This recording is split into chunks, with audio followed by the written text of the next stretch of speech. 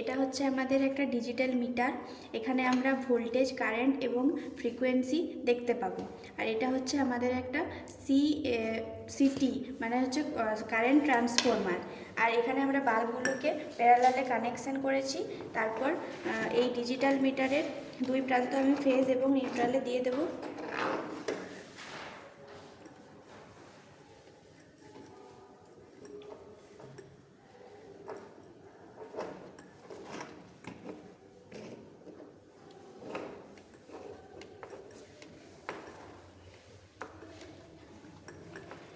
এবং আমরা এখান থেকে একটা মেন পাওয়ার নিয়েছি। এটা আমরা সিটির মধ্য দিয়ে সিরিজে কানেকশন করব।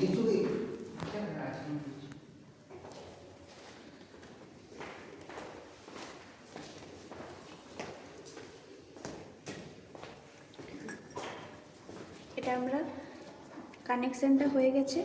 এরপর আমরা